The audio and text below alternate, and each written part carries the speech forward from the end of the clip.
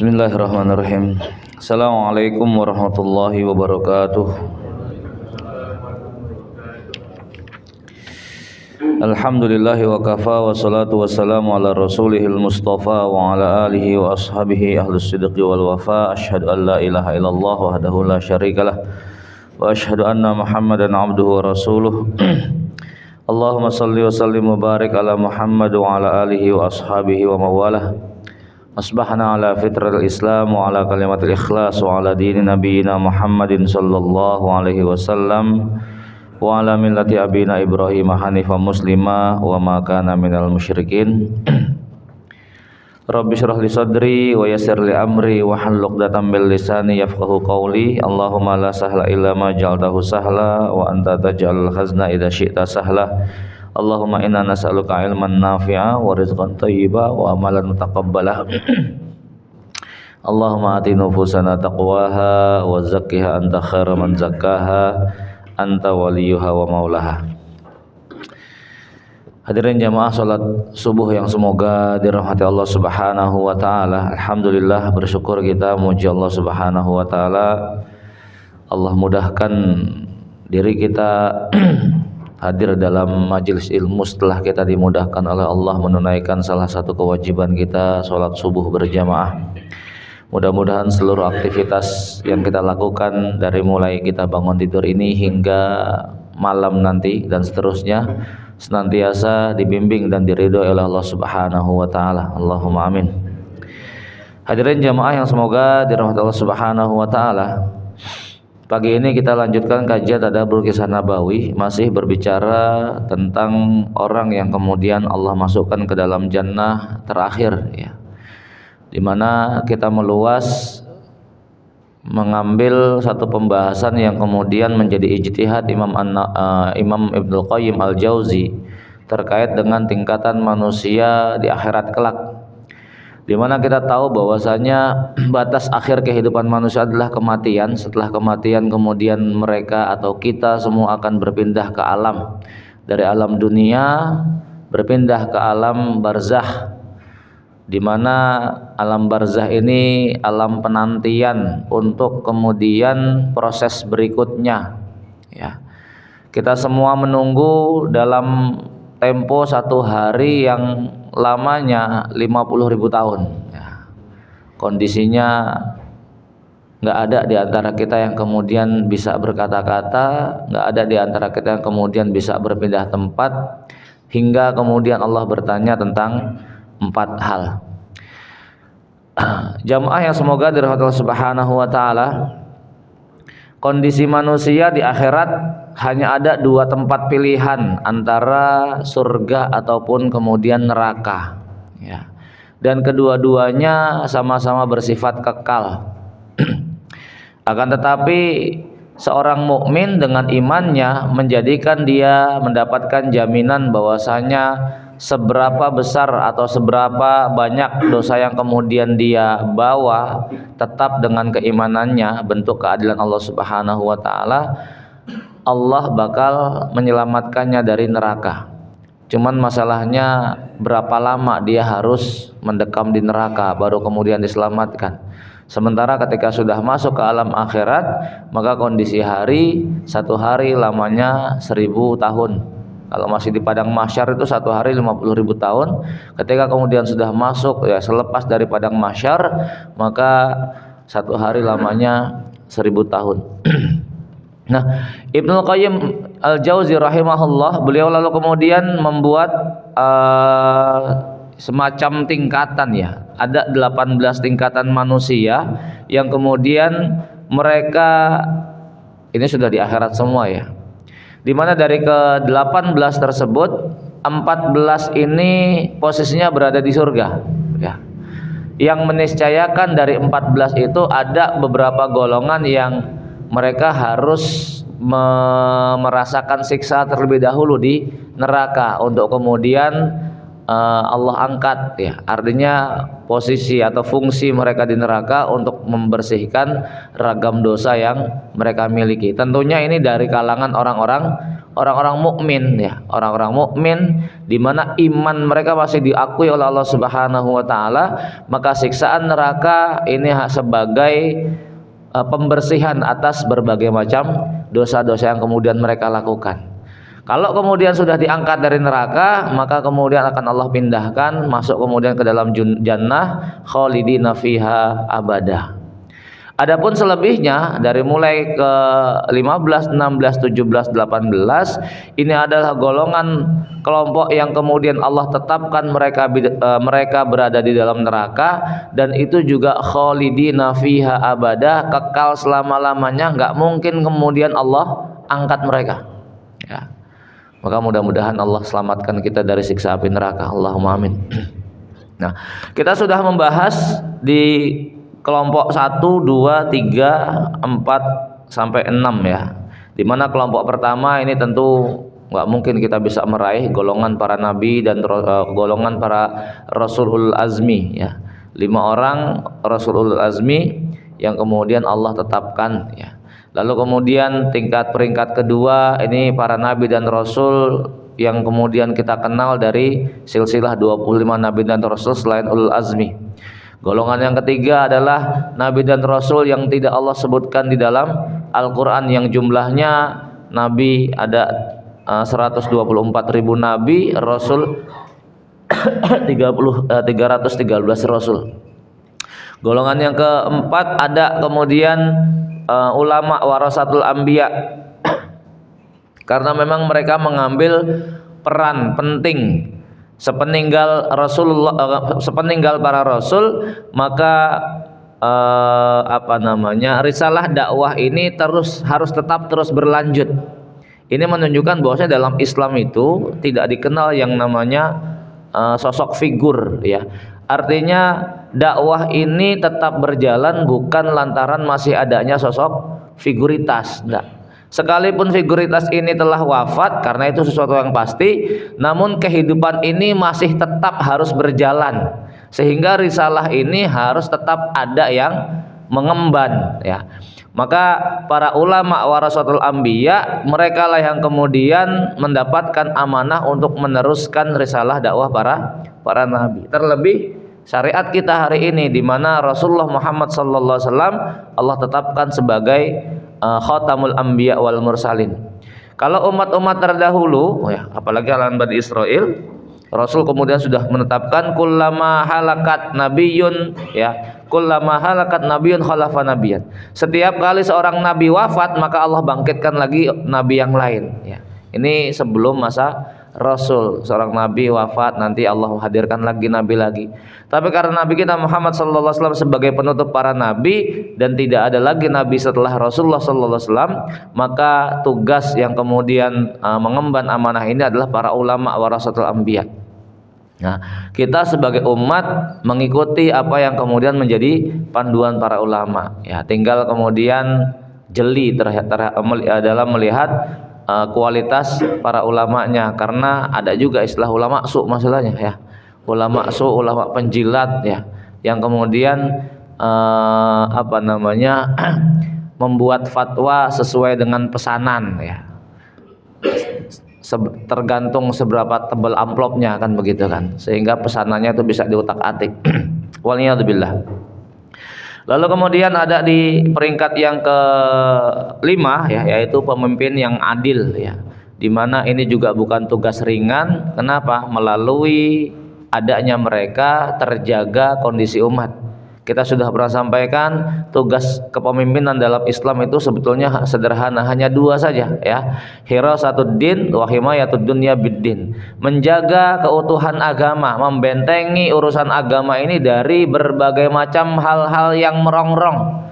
Karena yang namanya hidup itu nggak mungkin manusia kok lempeng terus, itu nggak mungkin. Mesti ada bengkoknya. Ya, linggis juga tetap ujungnya bengkok ya, sekalipun lempeng ya. Apalagi manusia. Maka untuk menjaga supaya manusia ini nggak bengkok, dibutuhkan kekuatan agama untuk menopang mereka.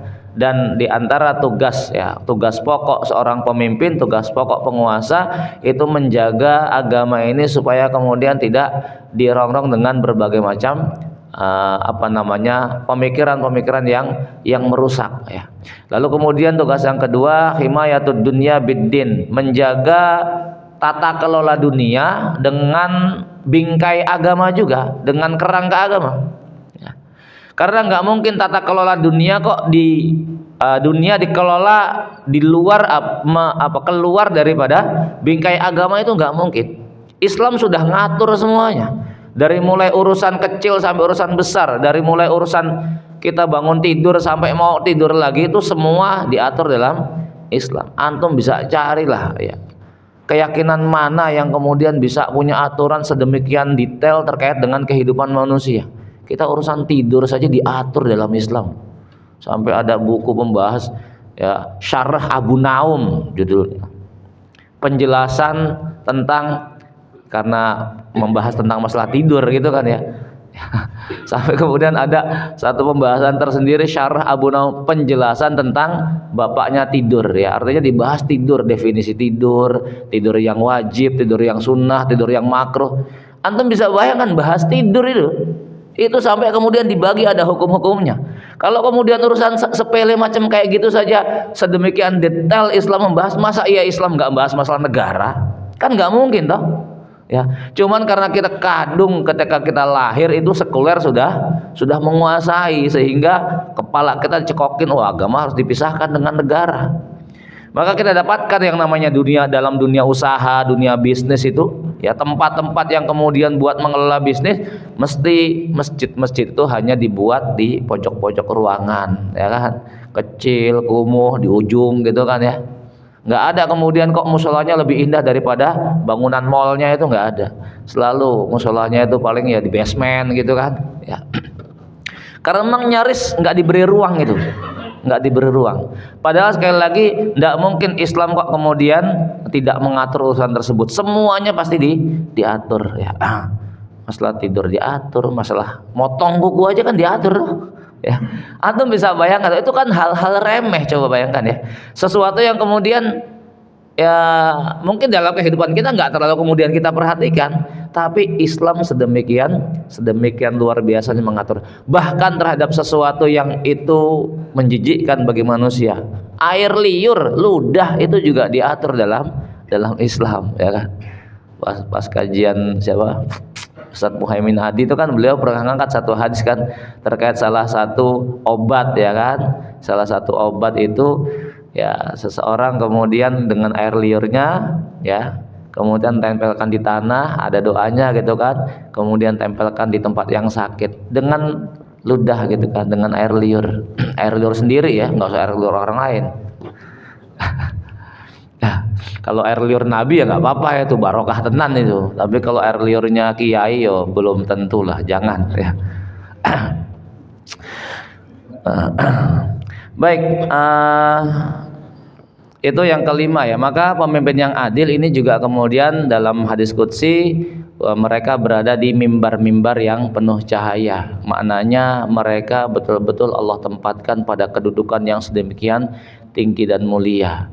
Dan dalam Islam sudah punya ragam contoh nyata ya, bagaimana contoh konkret seorang pemimpin yang adil yang mampu kemudian membawa rakyatnya pada era kemakmuran luar biasa ya, era kemakmuran luar biasa. Sosok Umar bin Abdul Aziz yang kemudian pada masanya itu zakat pernah tidak lagi berfungsi, maksudnya tidak lagi dibutuhkan karena orang sudah merasa cukup semua ya. Allah berikan rasa cukup di dalam dada mereka sehingga mereka tidak membutuhkan harta zakat ya. Kalau sekarang kan boro-boro nggak butuh harta zakat ya. Dan masa itu akan kembali kemudian dirasakan oleh kaum muslimin, tapi entar ketika masanya Imam Mahdi ya, kayaknya kita nggak ngerasain gitu ya. Lalu kalau mau ngerasain masa keemasan Imam Mahdi harus melewati ujiannya berat loh, ketemu Dajjal juga masalahnya ya kan. Mau ketemu masa era Imam Mahdi, kalau ketemu masa Imam Mahdi di awal-awal ya berat juga masalahnya, Imam Mahdi belum berkuasa. Kalau mau merasakan keadilan di masa Imam Mahdi, ya harus ketemu Nabi Isa juga, ketemu Dajjal juga gitu kan. Cuman masalah bisa eksis nggak iman kita saat itu? Karena fitnahnya Dajjal itu luar biasa kan begitu ya. Udah mendingan nggak usah berharap ketemu Imam Mahdi ya. Karena berat juga masalah ujian di masa Imam Mahdi gitu kan. Lalu kemudian peringkat yang ke-6 ya, peringkat yang ke-6 ini adalah para mujahid, di mana mereka kemudian mendapatkan syahadah. Status syahadah mereka adalah syahadah dunia akhirat ya.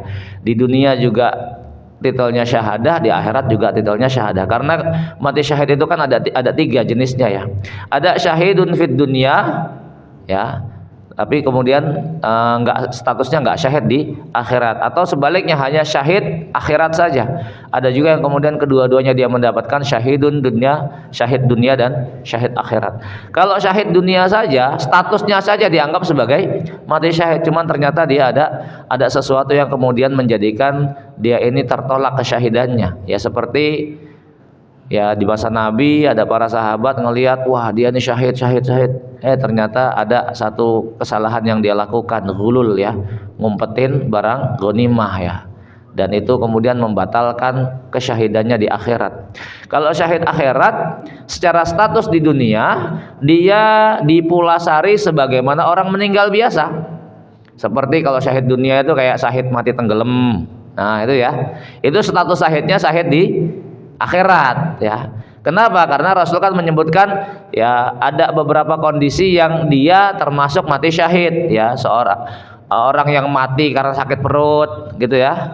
Nah, itu para ibu yang kemudian melahirkan terus meninggal dunia, itu kalau kemudian muslimah, masya Allah ya, statusnya syahid ya. Itu syahid akhirat. Kalau syahid akhirat di dunia dia dipulasari sebagaimana orang mati biasa, artinya ya dimandikan, dikafani, disolatkan, terus dikuburkan ya. Kalau syahid dunia akhirat, nah ini spesial banget gitu ya. Dia nggak perlu dimandikan, nggak perlu dikafani, langsung dikuburkan sesuai dengan kondisi dia meninggal dunia ya. Ya, karena statusnya ya, kematian yang paling tinggi ya, puncak kematian itu adalah syahid ya. Wallahu a'lam bishawab. Ini para mujahid ya, kenapa kemudian kedudukan mereka tinggi? Mereka juga kemudian memegang peranan penting terjaganya kondisi agama dan dunia ya. Dua hal yang kemudian Allah turunkan dalam kehidupan di dunia. Pertama Quran sebagai neraca timbangan, yang kedua itu adalah besi, hadid ya. Wa anzalna ma'ahumul hadid ya. Allah turunkan besi. Apa makna daripada besi? Ya, karena dengan besi itulah, dalam besi itu fihi ba'sun syadidun wa manafi'ul linnas, di dalam besi itu terdapat kekuatan yang dahsyat dan manfaat bagi manusia. Artinya besi ini sebagai kekuatan untuk menopang berjalannya Al-Qur'an sebagai syariat, berjalannya Al-Quran sebagai rahmat. Karena rahmat itu kalau kemudian gak ditopang dengan kekuatan, akan ada kekuatan lain yang bakal merongrong rahmat tadi ya. Gak mungkin setan redo, itu gak mungkin. Karena dari semenjak Allah menciptakan Nabi Adam, setan ini sudah hasad terhadap Adam, dan sumpahnya juga sudah nyata ya, bahwa setan akan senantiasa mengganggu Adam dan anak keturunannya supaya kemudian nggak lempeng terus, kan gitu. Maka untuk menjaga supaya rahmat Allah yang tersebar, perlu adanya kekuatan supaya kemudian mereka yang nggak suka ini mikir-mikir kalau mau nyerang, kan gitu. Maka Allah turunkan Quran dan besi ya. Quran sebagai petunjuk, besi yang dalam konteks ini berarti pedang dan sejenisnya, ini sebagai penjaga petunjuk tadi supaya bisa diterapkan ya. Wallahu a'lam bishawab. Lalu kemudian ada peringkat yang ke-6 ya, peringkat yang ke-7 ya. Peringkat yang ke-7 adalah mereka yang Allah bukakan. Peringkat yang ke-7 adalah mereka yang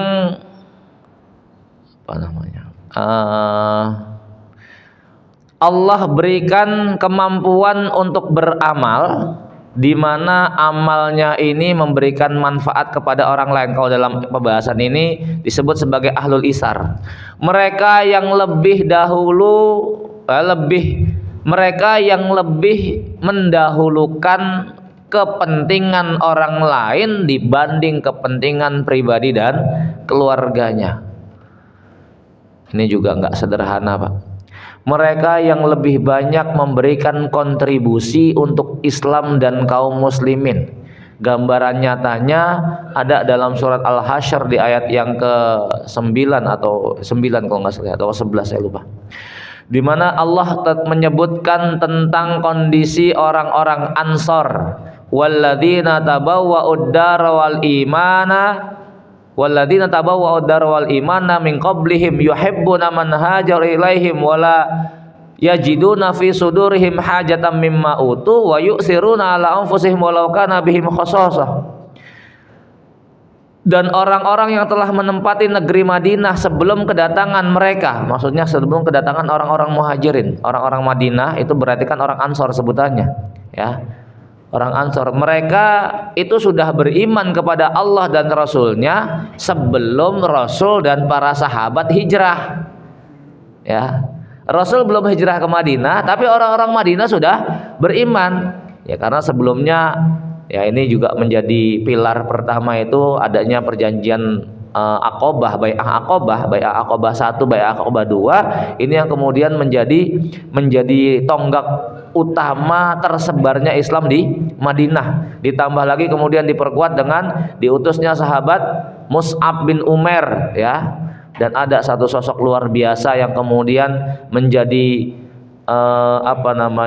penopang utama dari tersebarnya Islam di Madinah, ya. Setelah diutusnya Mus'ab bin Umair, ada namanya sosok sahabat yang nggak terlalu terkenal, ya, karena usianya nggak lama, nggak ikut perang besar lainnya, ya, nggak ikut perang Badar karena sudah meninggal dunia. Namanya As'ad bin Zurarah. Nah, itu pernah dengar namanya? Nah, itu sosok anak muda keren banget, ya, yang itu kemudian menjadi penopang atau menjadi guide-nya Mus'ab bin Umair dakwah ke sono akhirnya kemudian diterima, ya. Hingga sebelum Rasulullah sallallahu alaihi wasallam hijrah ke Madinah, tidaklah gang-gang di Madinah kecuali sudah menyatakan beriman, ya. Masya Allah, ya, suksesnya dakwah Mus'ab bin Umair, ya. Dan Allah berikan kemudahan hingga ketika Rasul itu kemudian hijrah ke Madinah, sudah kemudian diterima semuanya, tola'al badru alaina, tuh kan. Nah, jauh lebih luar biasa lagi daripada itu adalah sikap orang-orang Ansor, di mana totalitas mereka terhadap Allah, Rasul, dan orang-orang mukmin itu nggak ada duanya, ya. Maka Allah berikan pujian mereka dalam ayat tersebut, ya. Wala yu'siruna wa yu'siruna ala anfusihim walau kana bihim khasasah. Bahkan mereka kemudian, ini yang ciri khasnya orang Ansor, ya.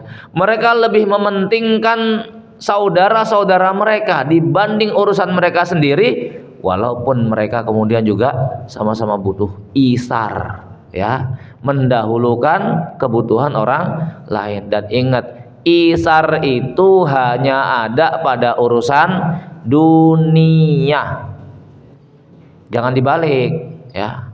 Urusan akhirat isar, loh kamu aja duluan, silakan tuh, sop 1 kosong, bapak aja, udah kamu aja, bapak aja.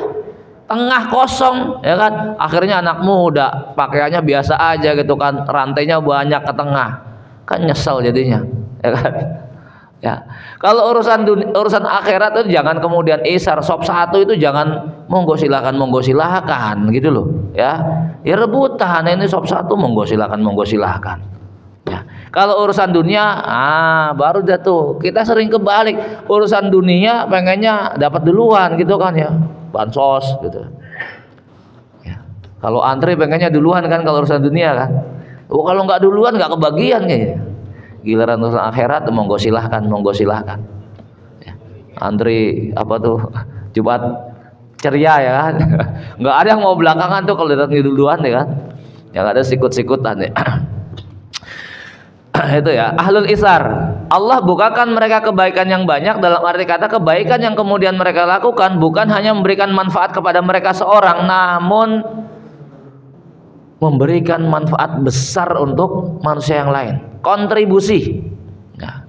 Harta yang Allah berikan kepada mereka, ilmu yang Allah berikan kepada mereka, waktu yang Allah berikan kepada mereka, tenaga yang Allah berikan kepada mereka, kemudian umur yang Allah berikan kepada mereka, betul-betul memberikan manfaat kepada orang lain. Ya. Jadi harta itu nggak cuma dibeliin barang-barang keren terus buat koleksi gitu ya. Tapi kemudian harta itu justru malah dibelanjakan untuk semua hal yang memberikan manfaat terhadap manusia, banyak kontribusi. Ada yang masih ingat kajiannya Ustaz Abu Fatihah yang berbicara tentang 4 level kebahagiaan? Nah, ada yang sudah pernah saya kirim rekaman videonya itu, kalau masih ingat ya. 4 level kebahagiaan. Karena Allah tidak memerintahkan kita untuk mengejar kebahagiaan di dunia, karena memang nggak mungkin ada kebahagiaan di dunia itu kecuali hanya salah satu dari 4 level, ya kan? Karena kebahagiaan hakiki itu adanya di akhirat, di mana Allah hanya menyebutkan kata bahagia dalam Quran itu pada 2 tempat, ya, dalam satu surat pada 2 ayat, ya. Di ayat lupa lagi saya, ya. Pertama terkait dengan waktu, yang kedua terkait dengan tempat, ya. Waktu, kapan kemudian manusia itu bahagia? Ketika berjumpa dengan Allah. Dan tidak ada yang kemudian merasa paling bahagia berjumpa dengan Allah kecuali orang-orang mukmin. Ya. Maka Allah ingatkan, laqad kana lakum fi Rasulillahi uswatun hasanatun liman kana yarjullaha wal yaumal akhir wa dzakarallaha katsira. Pada diri Rasul sudah ada teladan bagi kalian, bagi mereka yang berharap berjumpa dengan Allah dan hari akhir. Yang paling rindu berjumpa dengan Allah dan hari akhir itu siapa? Siapa? Orang beriman. Kenapa orang beriman rindu berjumpa dengan Allah? Kenapa orang beriman itu sangat mengharapkan berjumpa dengan hari akhir? Nah, pertanyaan tuh. Kenapa orang-orang mukmin itu sangat berharap berjumpa dengan Allah dan sangat merindukan ketemu hari akhir? Kenapa coba? Hah? Kenapa? Hari indah? Hari bahagia? Antum tuh petani loh Pak, masa petani udah nanam nggak mau panen? Antum mau masuk surga kan? Nah, syaratnya mati dulu, kalau masih hidup nggak mungkin masuk surga, kan begitu. Maka nggak ada yang paling berharap ketemu sama Allah ya kecuali kita, orang-orang mukmin. Kenapa? Loh, kita tuh pengen ngelihat hasil kok. Di dunia sudah letih menjalani ujian, menjalani kehidupan, ya kan, harus pura-pura sabar terus isinya gitu toh. Masa ya nggak pengen panen? Ya, maka kita ya pengen ketemu hari akhir. Syarat kemudian supaya kita mendapatkan panen ya ketemu hari akhir dulu, kan gitu ya. Artinya ya kudu mati dulu kan. Orang-orang kafir ya mikir-mikir itu, mereka nggak pengen ketemu hari akhir. Kenapa? Ya mereka juga tahu kehidupan mereka dipenuhi maksiat, ya, kehidupan mereka ingkar kepada Allah, ya nggak pengen ketemu sama Allah lah pastinya, takut betul, ya. Nah, maka itu yang pertama ya, posisi bahagia ketika kemudian pada waktu ketemu sama Allah ya. Yang kedua adalah di tempat ya, tempatnya satu-satunya tempat yang menjadikan manusia itu bahagia hanya di jannah. Dunia itu darul ibtila, tempatnya ujian. Akan tetapi kebahagiaan di dunia itu hanya kemudian tertuang dalam level-level tertentu. Ya, paling tidak ada 4 level.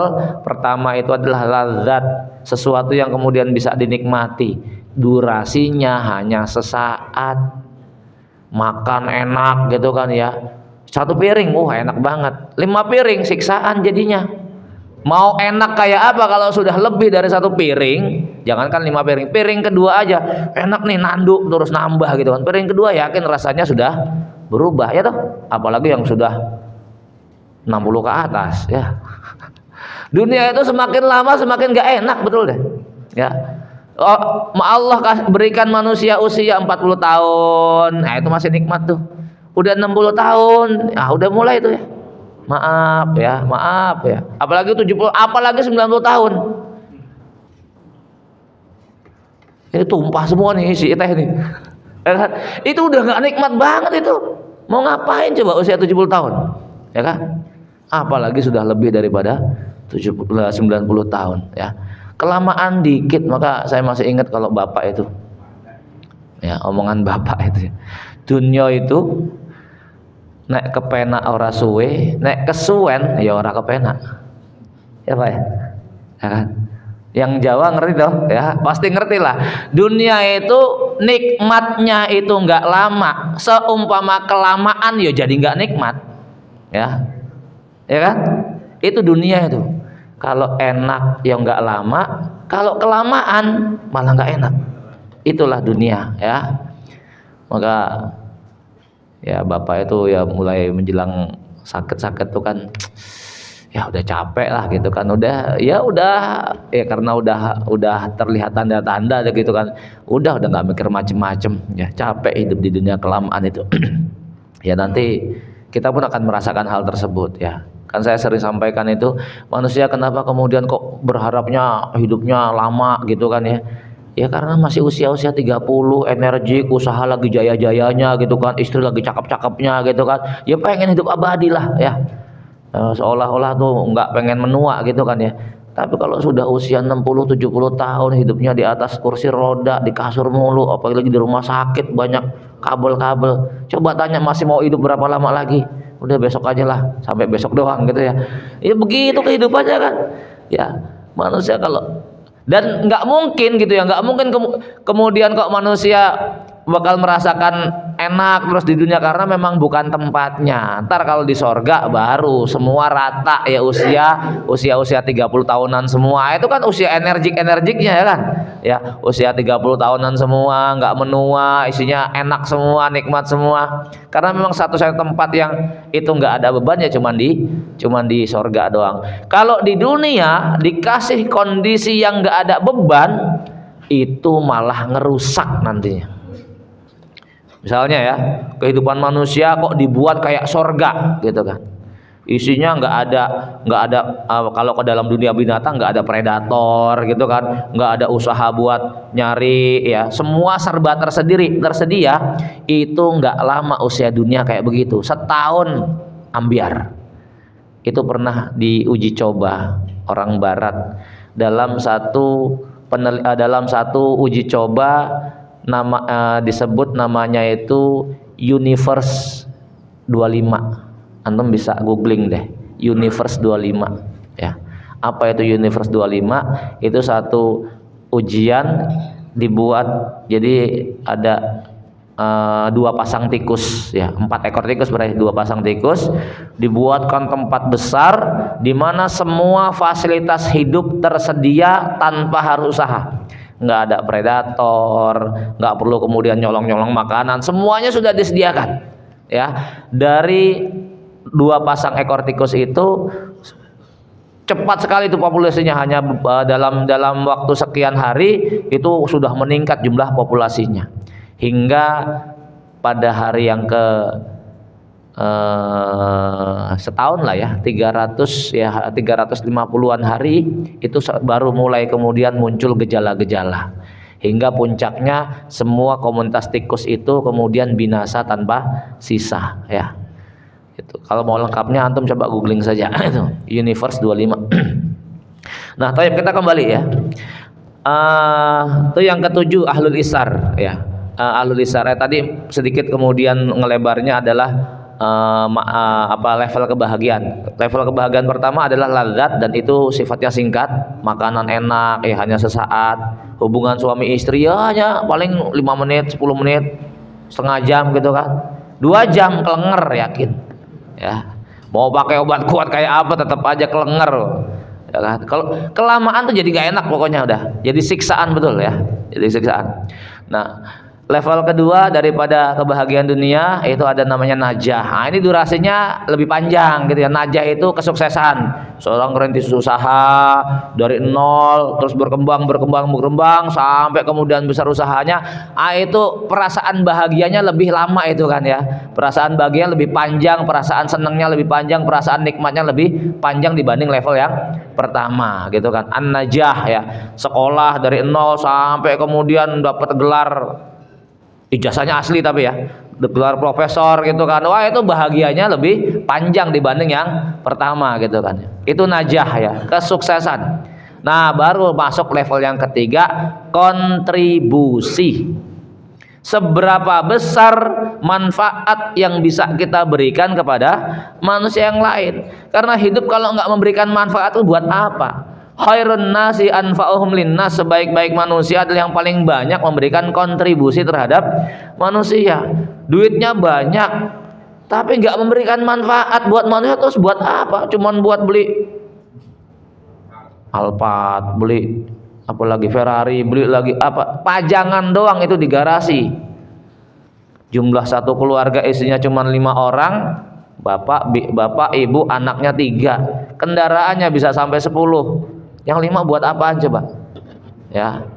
Punya kaki cuma sepasang tapi koleksi sepatunya sampai 3.000. Lu ya iya no. Siapa tuh Perdana Menteri mana? Ya Allah, koleksi sepatunya sampai kayak, kalau mau koleksi itu koleksi yang bermanfaat gitu loh ya. Ini koleksi perangko, koleksi sepatu alah. Ya. Nah, kalau kita lihat coba kita badan satu tapi koleksi bajunya berapa lemari coba itu. Ya. Baju sudah 2 lemari masih juga ngelihat baju beli juga gitu kan ya. Ini ahlul isar ya, orang yang Allah banyak berikan amal dalam bentuk kontribusi ya. Maka seseorang yang kemudian Allah mudahkan untuk memberikan manfaat kepada orang lain, itu perasaan bahagia jauh lebih panjang.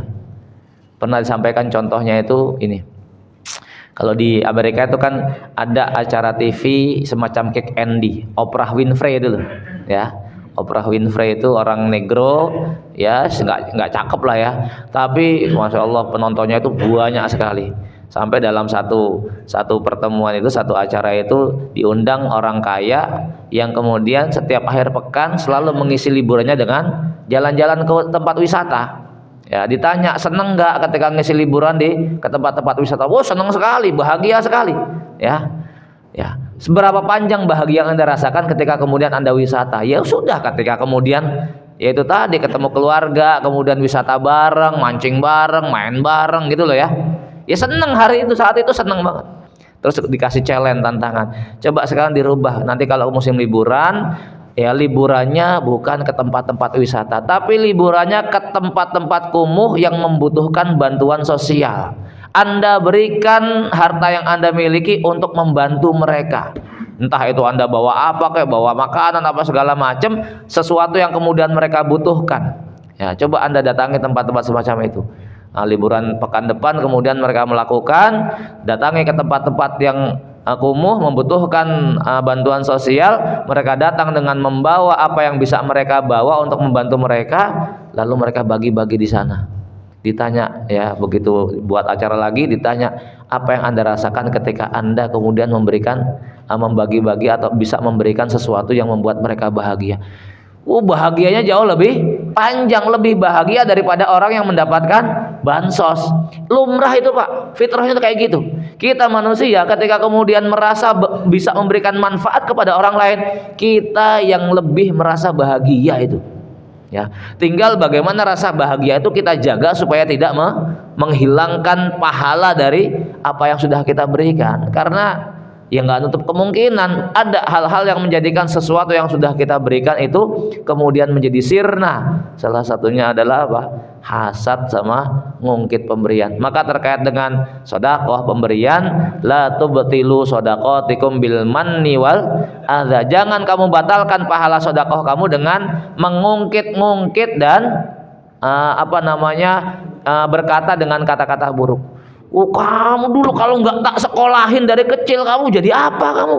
Udah tak sekolahin sekarang jangan diungkit-ungkit ya. Maka puncak daripada kebahagiaan, level kebahagiaan yang keempat ada pada keikhlasan. Ya, kalau sudah punya kontribusi tapi nggak diberikan keikhlasan, ya nggak bahagia juga. Sudah memberikan manfaat itu kan, jadi orang tua asuh, banyak anak-anak tetangga yang kemudian disekolahkan, kok nggak diberikan keikhlasan? hilang nanti itu ya. Kenapa? Ngelihat anak tetangga yang dulu udah disekolahin kok malah nggak balas jasa gitu kan ya. Hilang keikhlasannya, akhirnya diungkit-ungkit lagi, jadi hilang pahalanya. Maka puncak kebahagiaan itu ada pada keikhlasan. Kalau orang nggak diberikan keikhlasan, ya tetap nyesek hatinya. Udah berbuat baik sama tetangga, air susu dibalas air tuba, nyesek nggak? Nyesek. Kenapa? Berkurang keikhlasannya. Tapi kalau kemudian keikhlasannya bisa dijaga, air susu dibalas air tuba, ya udah biarin aja. Toh urusan kita membantu, selesai hubungan kita dengan Allah, kan begitu ya. Perkara dia mau kemudian balas budi, perkara dia mau kemudian kufur nikmat, itu urusan dia sama Allah. Innama nut'imukum liwajhillahi la nuridu minkum jazaa'an wala syukura. Al-Insan itu ya. Innama nut'imukum, hanya saja nut'imukum, kami memberikan kalian makan, memberikan kalian sesuatu. Liwajhillah, tujuannya cuma satu, wajah Allah. La nuridu minkum jazaa, kami tidak berharap dari kalian balasan, wala syukura, bahkan sekedar ucapan terima kasih. Saya ngasih kamu terima kasih, ya udah bagus buat kamu. Saya nggak butuh itu, tapi bukan itu yang saya cari. Kamu mau membalas, ya itu bagus buat kamu. Kamu mau ngucapin terima kasih, itu bagusnya juga buat kamu. Saya nggak butuh balasan kamu, saya nggak meminta ucapan terima kasih dari kamu. Urusan saya dengan Allah. Yang penting saya memberikan kepada kamu sesuatu, mengharapnya wajah Allah. Kamu bisa balas budi, bagus buat kamu. Kamu malah kufur, itu juga buruk buat kamu. Selesai urusan saya, gitu ya. Jadi seorang mukmin itu nggak pernah punya beban dan nggak akan pernah merasa kecewa, Pak, kalau kemudian keikhlasannya itu dikelola. Yang jadi pertanyaan, kenapa kemudian kita merasa kecewa terhadap orang lain? Coba, kenapa kita merasa kecewa terhadap orang lain? Ada satu ungkapan ya bahasa-bahasa melankolis lah ya. Ikan mencintai air, tapi ternyata air yang merebusnya. Ya. Padahal ikan itu nggak mungkin bisa hidup tanpa air loh. Tapi air merebus ikan. Itu kan zohirnya begitu ya. Zohirnya ya. Dirubah sudut pandangnya. Bukan air yang merebus ikan karena ada api yang memanaskan air. Itu masalahnya. Tapi apinya nggak dilihat ya kan. Kita manusia mencintai tanah. Ada yang nggak senang dikasih tanah? Senang semua dikasih tanah lah ya. Apalagi tengah-tengah kota, luas pula. Senang dikasih tanah itu. Ya. Tapi ternyata tanah menguburkan manusia. Ya kan? Itu yang zahirnya begitu kan. Tapi kalau kita dilihat di balik itu, bukan tanah yang menguburkan manusia, ada kematian yang menjadikan manusia harus dikubur. Itu masalahnya. Kematian ini yang kemudian nggak dilihat. Sama, kenapa manusia kecewa? Yang dia lihat apa? Karena dia sikapnya kayak begitu. Itu masalahnya. Seorang suami kecewa sama istrinya misalnya. Kenapa? Karena suaminya ngeliat nih istrinya kok nggak menjalankan tugasnya dengan baik. Itu yang dilihat. Padahal ada sesuatu di balik itu. Apa itu? Terlalu berharap, itu masalahnya. Berharap berlebihan. Yang berharap berlebihan siapa? Kita atau istri? Kita terlalu berharap berlebih terhadap istri kita, sehingga ketika kemudian apa yang kita harapkan nggak sesuai kita dapatkan, kita yang kecewa. Yang salah siapa coba? Kita yang salah, karena terlalu berlebihan berharap, gitu toh. Maka kemudian kita kecewa. Kalau nggak berharap berlebih, ya biasa-biasa aja hati ini, ya kan? Maka kalau kemudian kita kecewa, jangan salahkan orang lain. Antum kecewa sama tetangga kok kayak gitu, mulutnya lames, gitu ya. Udah dibantuin, bukannya terima kasih malah. Kenapa kemudian kita muncul rasa kecewa? Karena kita terlalu berharap terhadap orang lain. Sepakat ya? Maka jangan pernah berharap kepada manusia, berharaplah kepada Allah. Niscaya kita nggak akan kecewa ya. Wallahu a'lam bishawab. Taib jamaah, semoga Allah Subhanahu wa taala. Itu yang nomor 7, kontribusi ya. Kontribusi, seberapa besar kontribusi yang bisa kita berikan.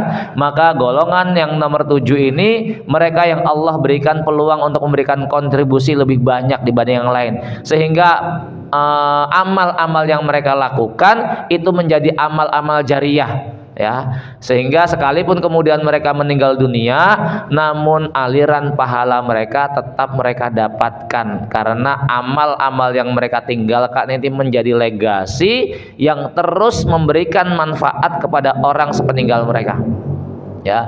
Bangun pondok pesantren, gali sumur gitu kan ya, sumurnya terus masih kemudian memberikan air kepada manusia kehidupan manusia setelahnya. Pondok pesantren terus dari dari wakaf 1 hektar kemudian berkembang jadi 2 hektar, jadi kemudian 14 hektar, dan kemudian itu dibangun lembaga pendidikan terus memberikan manfaat, maka orang yang kemudian mewakafkan itu terus mendapatkan aliran pahala daripada amal jariyahnya, ya. Itu golongan yang ke-7. Golongan yang ke-8 kita tambahkan satu lagi, mereka yang Allah berikan pintu-pintu kebaikan yang banyak. Ini sedikit berbeda dengan yang golongan yang ke-7, di mana kalau tadi golongan ke-7 kontribusi amalnya nyata, ya, dirasakan oleh manusia. Adapun golongan yang ke-8, pintu-pintu kebaikan yang dibuka oleh Allah hanya untuk dirinya sendiri. Rajin sholat, rajin puasa, rajin zakat, rajin haji dan umroh. Rajin haji dan umroh mah sugih tenan ya.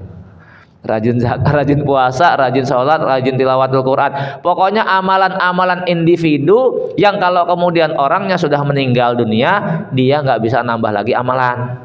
Gitu loh ya. Ini kelompok nomor 8 ya. Banyak amalan-amalan yang kemudian dia lakukan, dia tunaikan, tapi hanya sebatas amalan pribadi, tidak banyak memberikan manfaat kepada manusia banyak. Ketika pelakunya meninggal dunia, maka tertutup pula buku catatan amalannya, ya. Ini golongan ke-8. Peringkat ke-8 yang kemudian Allah masukkan ke dalam jannah, ya, posisinya tetap berada di jannah, ya. Baik jamaah yang semoga dirahmati Allah Subhanahu wa taala. Masih dikit lagi ya. Kita habisin waktu syuruknya deh ya. Tambahkan satu lagi ya. Golongan yang ke-9 adalah ahlun najah, orang-orang yang kemudian selamat, ya. Yaitu orang-orang yang dia mengerjakan amal sholih, tapi kadang maksiat, ya. Namun kemudian amal sholihnya tetap timbangannya lebih berat daripada kemaksiatannya, ya. Maka kemaksiatannya ini kemudian tertutupi dengan banyaknya amal-amal kebaikan yang dia lakukan. Ya, ini umumnya manusia lah, umumnya. Tapi kalau umumnya kayaknya kalau umumnya kita masih terlalu keren ini ya, nomor 9 ini ya. Masya Allah ya. Nah, pokoknya dia ya taat, kadang muncul dorongan nafsunya ya, melakukan dosa-dosa kecil gitu kan ya, melakukan maksiat-maksiat kecil. Namun ketika kemudian ditimbang, amalan-amalan kebaikannya masih lebih dominan dibanding amalan-amalan keburukannya. Maka ini masuk dalam golongan ahlun najah, selamat ya, sehingga keburukan-keburukannya tidak mengharuskan dia mendapatkan siksa api neraka karena tertutupi dengan amal-amal baiknya, ya. Itu golongan yang ke-9. Adapun yang ke-10, orang yang kemudian berimbang amalan keburukannya dengan amalan kebaikannya, maka kemudian disebutkan dia terhalang masuk surga lantaran ada amalan keburukannya, tapi dia juga enggak masuk neraka lantaran amalan kebaikannya mencegahnya untuk kemudian masuk neraka. Terus di mana posisinya? Ngambang tuh, tengah-tengah. Ada kemudian disebut sebagai ahlul a'raf, ya, ashabul a'raf. Posisinya itu antara surga dan neraka. A'raf tempat yang tinggi, dia berada di atas. Kenapa harus di atas? Dia bisa ngelihat kanan dan kiri, bisa ngelihat ke surga, bisa ngelihat ke neraka. Ngelihat ke surga, kenal dia teman-temannya, teman-teman saya udah di surga gitu kan. Ngelihat ke neraka, kenal juga, itu teman saya juga di sana. Ya. Surat Al-A'raf, maka Allah kemudian berikan dalam nama surat Al-A'raf, ya. Itu kemudian Allah kisahkan mereka semua. Ya, Allah kisahkan itu. Dalam surah Al-A'raf ya. Afan. Ashabul A'raf itu Nomor 11 nih. Nomor 10 ya. Nomor 10 bukan ashabul a'raf. Nomor 10 itu orang-orang yang kemudian Allah berikan karunia taubat sebelum kematiannya. Dia dosanya banyak ya, bahkan mungkin dominan, tapi kemudian Allah berikan nikmat berupa taubat sebelum meninggal dunia. Seperti misalnya kayak kisah orang yang kemudian membunuh 100 orang gitu ya. Itu kan dosa semua isinya. Ya, bahkan kemudian nggak punya amal sama sekali. Tapi Allah karuniakan taubat sebelum meninggal dunia. Allah terima taubatnya, maka semua amal buruknya sekalipun dominan ya, maka itu kemudian dihapuskan oleh Allah Subhanahu dengan taubatnya ya. Dan ini sebagai satu bentuk rahmat Allah Subhanahu wa taala. Orang yang Allah berikan karunia taubat. Tapi ini nggak bisa disetting loh, Pak. Ya, nggak bisa disetting nih. Misalnya kita dengar cerita gitu kan, wah enak banget dia ya, isinya maksiat semua, preman, tatonya banyak, tahu-tahu tobat masuk Islam, nggak lama meninggal. Saya juga mau kayak gitu, saya maksiat sih nanti akhir tobat, belum sempat tobat mati kan repot ya. Itu hanya manusia-manusia khusus gitu kan, spesial yang memang Allah berikan karunia di akhir-akhir kehidupannya gitu kan ya. Alhamdulillah kemudian taubat gitu kan. Dan itu bukan by settingan, bukan pencitraan, itu iya murni betul kan ya. Karena memang ya salah satu rahasia juga kan, kita nggak pernah tahu bagaimana akhir kehidupan kita. Cuman di antara kaidah pastinya, ketika kemudian seseorang membiasakan diri dengan amal-amal solih, maka peluang untuk menutup harinya dengan amal solih itu jauh lebih besar dibanding orang kemudian membiasakan diri dengan amal-amal tolih, amal-amal keburukan. Itu peluang mendapatkan su'ul khotimahnya juga lebih gede. Maka ketika kita kemudian berharap peluang mendapatkan husnul khotimah itu besar ya, biasakan diri dengan ragam amal-amal solih, sekalipun itu juga bukan menjadi sebuah jaminan, karena kita nggak pernah tahu bagaimana kondisi akhir kehidupan kita ya. Dan Rasul juga sudah menegaskan dalam hadisnya, maka dalam hadis itu kasuistik sifatnya ya. Dan yang lebih dominan adalah mereka yang kemudian artinya yang lebih dominan adalah kisah orang yang kemudian tadinya maksiat terus taubat, dibanding kemudian kisah tentang orang yang tadinya taat terus kemudian kufur, murtad gitu loh ya. Ya, cuman tetap ada, tapi antara yang maksiat terus berujung taubat dengan taat berujung murtad, itu jauh lebih banyak kisah-kisahnya adalah maksiat berujung taubat, karena bentuk kasih sayang Allah Subhanahu wa taala. Dan tingkatan-tingkatan yang disebutkan oleh Imam Ibnu Qayyim ini juga sebagai bentuk kasih sayang Allah ya. Betapa Allah itu rahmatnya meliputi segala sesuatu. Bahkan sampai pada tingkatan yang ke-14 nanti, itu mereka yang kemudian yang nggak punya kebaikan sama sekali. Orang yang nggak punya kebaikan, seperti orang yang mati di masa fatroh ya, orang yang kemudian nggak pernah dengar dakwah Islam, orang yang Islam datang tapi dia sudah pikun, nggak bisa mikir gitu loh ya. Orang gila dari usia balik, gila sampai mati. Cuman kan tetap mereka di akhirat tetap tempatnya hanya dua kan, kalau nggak surga neraka ya. Orang gila gimana, orang yang kemudian pikun gimana ya, Islam baru datang tapi dia udah pikun gitu kan ya, dia belum pernah mendengar Islam ya. Sementara di akhirat hanya dua tempat yang Allah sediakan, ada surga, ada neraka. Adapun ashabul a'raf itu posisinya sementara, yang ujungnya nanti tetap apakah kemudian neraka atau kemudian surga. Taib jamaah yang semoga dari Allah Subhanahu wa taala ya. Demikian ya kajian kita di pagi ini ya. Masih kurang dikit sebetulnya. Mudah-mudahan Allah Subhanahu wa taala berikan kesempatan lagi kepada kita untuk menyelesaikan dan memahami, hingga ini bukan untuk kemudian menjadikan kita meremehkan siksa api neraka, namun justru sebaliknya memunculkan rasa harap yang besar terhadap kasih sayang Allah Subhanahu wa taala, dan mengetahui poin terpenting apa yang kemudian Allah inginkan dari kita kehidupan di dunia, dan apa yang memberikan manfaat kepada kita dalam kehidupan akhirat, dan menjadikan kita lebih banyak bersyukur ketika hari ini Allah masih menjadikan kita termasuk bagian daripada hamba-hambanya yang beriman. Iman itu bentuk nikmat terbesar. Jangan sebaliknya merasa memberikan manfaat kepada Islam dengan iman. Wow, saya beriman, kemudian merasa punya jasa besar dalam keimanannya. Jangan.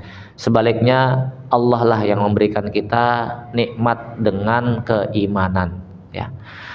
Wallahu a'lam bishawab. Demikian kita tutup dengan doa kafaratul majlis. Subhanakallahumma bihamdika asyhadu an la ilaha illa anta astaghfiruka wa atubu ilaik. Wa sallallahu ala sayyidina Muhammad. Assalamualaikum warahmatullahi wabarakatuh.